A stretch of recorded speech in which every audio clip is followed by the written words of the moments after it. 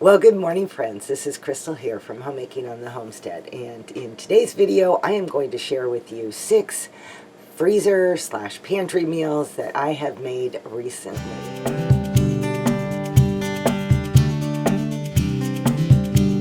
Okay, for starters, I have a cold. A few days after I got home, I came down with this cold, and so if I sound funny and I look like I could use some more color in my face, well, that's why.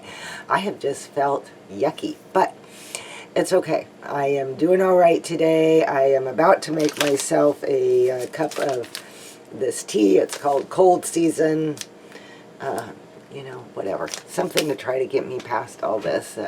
But in any case, it's okay. Oh, but I have kept busy. Do you see that? I have 8 more jars of food that I have canned in my new canner. So those are sweet potatoes. I'm really enjoying my canner and in continuing to make my list of all the things that I'm going to be canning in it.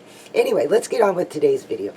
So recently I made a video that had a pantry meal plan. I pulled out stuff that I needed to use up in my refrigerator, things in my freezer, and on my pantry shelves. Threw out a bunch of ideas of things just to kind of inspire you guys to, take a look at what your resources are and how you can use them. And the follow-up video to that is showing you how I did end up using those foods. So, of course, I've been gone. I was gone for a whole week, and I had made some of the meals before. I've made some since I've been home. And so I'm just going to show you what I did with my resources. Now, you may also know that in January, I started a freezer challenge for myself. I had so much food in my freezer that I literally had no more room for anything. And so I wanted to make sure that I was able to get that food used and not just let it sit. So I cleaned out my freezer, pulled things from the bottom, brought them up to the top, just so that I could see them. It's easy to, especially with the chest freezer, which is what I have, to just let everything kind of drift to the bottom and then you forget about it. So that was what I was doing, and I'm still working on that, but I have made a lot of progress. So now I actually have space for things in my freezer again. But I'm going to keep on doing that, and right now let's look at the meals that I have made with what I did have. For this first recipe, I was looking to do something different with my canned pork other than barbecued pork sandwiches, which I have done before, and that worked out really well. So I decided I would just make it into some gravy. I sauteed some onions, and I chopped up some pepperoncinis that I had in a jar and sauteed those until they were soft. And then I added 2 jars of my canned pork. I did remove some of the fat, but I kind of left some of it in there just for the flavor. I added some liquid. I think that was about 2 cups of water and some better than bouillon to that, and stirred that up, and then added a slurry of cornstarch to that had been mixed with some water. And when that was pretty much ready to go, I started working on dessert. I have a few cans of canned crushed pineapple on the shelf and was looking for different ways to use it before it hits its expiration date. And I decided to make a pineapple cake. This recipe was so easy to make. It was basic flour, sugar, baking soda, salt, that type of thing. And then you open up your can of crushed pineapple, and also a couple eggs in there, and you put that in, mix all of that together, and that is basically it. There just isn't anything else to add to this. We really enjoyed this cake a lot. Anyway, then at that point you put it into your 9x13 pan and bake it in the oven. I also had a half package, 4 ounces of cream cheese that I was trying to find a way to use before it went bad. And so I made a cream cheese frosting for the cake. Now, I had one of my sons that is here visiting us for a while, and he doesn't do dairy. So I cut the cake in half when it was done, frosted half for us, and the other half I left unfrosted for him. And that was our dinner and dessert for that night.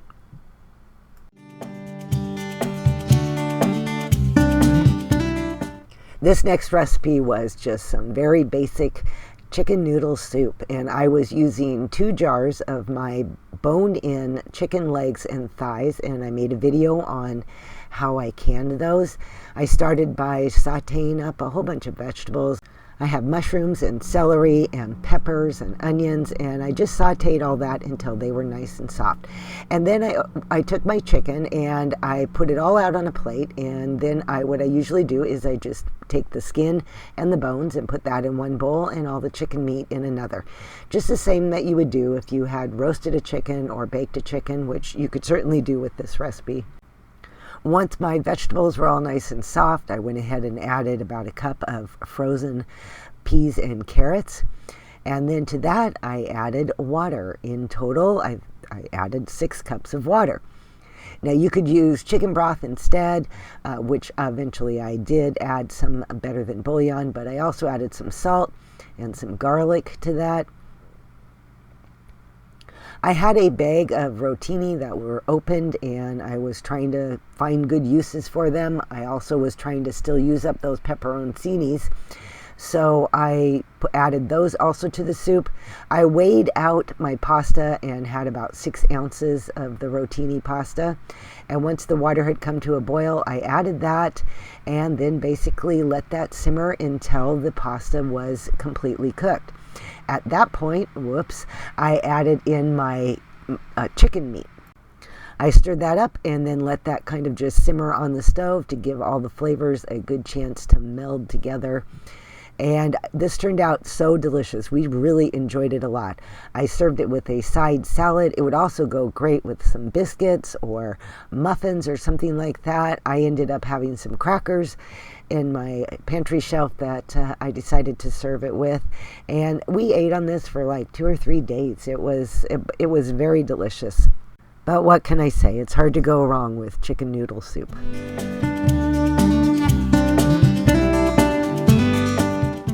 I had some frozen pizza dough in my freezer from the last time that I had made pizza and put that in there. So I brought that out in the morning to defrost. I also had some miscellaneous things like a little bit of Parmesan cheese and sausage.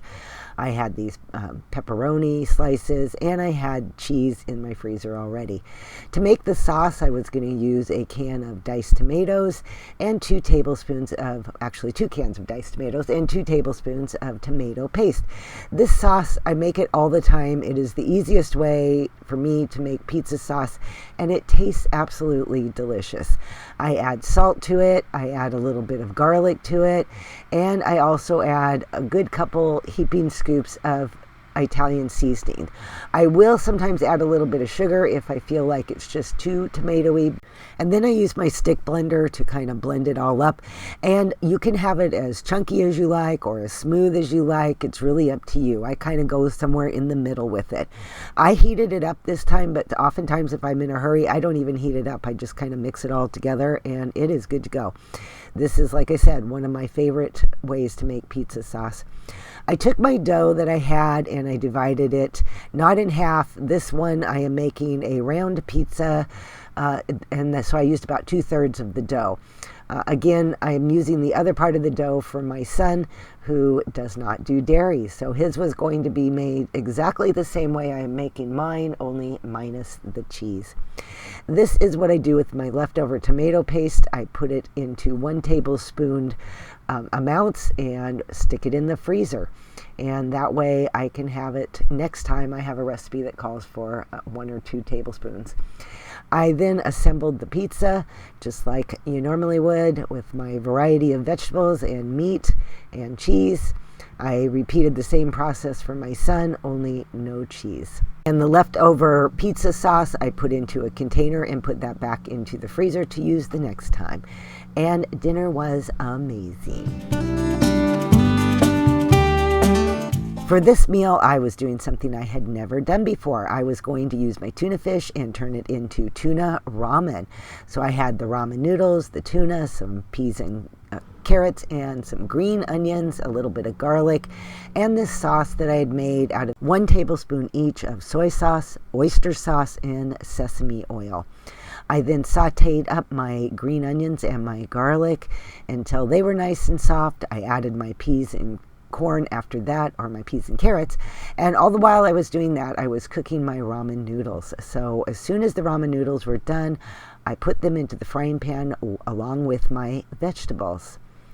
I had drained my tuna, and at that point I added that to the noodles along with my sauce, and I just kind of gently, I didn't want to break up the tuna too much, so I just kind of gently stirred everything to combine it well and for the sauce to coat everything nicely. And that was it. It was super easy. It was probably the quickest, fastest, easiest meal I have made in quite a while. And we absolutely loved it. It will definitely be something I make again. It's not like it's super filling, but if you're looking for a lunch or just a light dinner, I recommend this to try. It was really good. And it will be on my list again.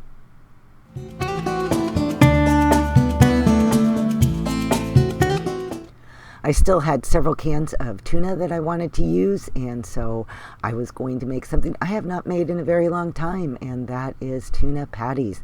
I finally chopped up some onions and celery and some green onions, and I added that to my 4 cans of tuna. I also threw in 3 eggs, and I threw in a cup of, or it looks like a half a cup, third of a cup, I'll have the recipe down below, of mayonnaise and a little bit of oil and some salt and pepper, and I stirred that up really well, and then I added flour to that to try to get it to the consistency of something that held together all very well by itself. I know there's different ways people make these, but this is how I've always done it, and I know you could do breadcrumbs or something like that, but I just kept adding flour until the consistency, like I said, the patties would hold together. In all, I think for those 4 cans, I added about 6 tablespoons of flour, and that's kind of what I was looking for right there. I heated up some oil in my big cast iron frying pan and then used a 1/4 cup measuring cup to kind of just plop them down in the oil and used the back of the cup to flatten them out. I cooked them about 4 minutes on each side until they were brown and had kind of basically cooked all the way through. These are really easy to make, and I don't know why I haven't made them, more often, because they were delicious. In all, those 4 cans made me 12 tuna patties, and we had these for at least a couple nights, I know, and really enjoyed it. But I also was using up some macaroni noodles that I had and decided to make some macaroni and cheese and also the rest of those rotinis. So I was doing a recipe that I've done it in the crock pot, I've done it on the stove, but this is a baked macaroni and cheese. After the noodles are cooked, I add a little butter, a can of evaporated milk, another pantry item. I also added a little extra milk to that and a couple eggs that I mixed up real good, added those, and then I added about 4 cups of cheese. Again, this recipe will be linked below. I stirred that all up and then put it into an 8x8 pan. I then covered it with foil and put it in the oven and baked it. Probably, I think it was about a half hour or so, and it was absolutely delicious. And we had that actually for quite a while. We ate that for the couple nights that we had the tuna patties, and we had it for lunch, and I even turned some of the leftovers into a pot of soup. It was definitely a good comfort food type of a meal. This is a soup that I have shared before in the past, and one that I make fairly often because it is so easy to make and we enjoy it so much. I began by cooking 2 cups of pinto beans, dried pinto beans, in 8 cups of water, 2 teaspoons of salt, and I let that simmer on the stove until those pinto beans were nice and soft. I sauteed up some onions and celery, and then I used my home canned hamburger. So you could also just cook up a pound of hamburger when you saute up the vegetables, and that would work just fine as well. But I was doing it as a pantry meal and just used that for convenience. I then added my sauteed vegetables, my can of diced tomatoes, some molasses and brown sugar. This ends up having kind of a baked bean taste to it when it is all said and done. I then just heated it all up and served it with a side salad and some crackers. I will leave this recipe link below as well. Okay, so I hope that some of these meals inspired you and, just gave you some ideas for how you can utilize your pantry foods. I think, I've mentioned this before, but it's worth always mentioning again. Our pantries need to be working pantries, not just hoarding food and building them up as big as we possibly can.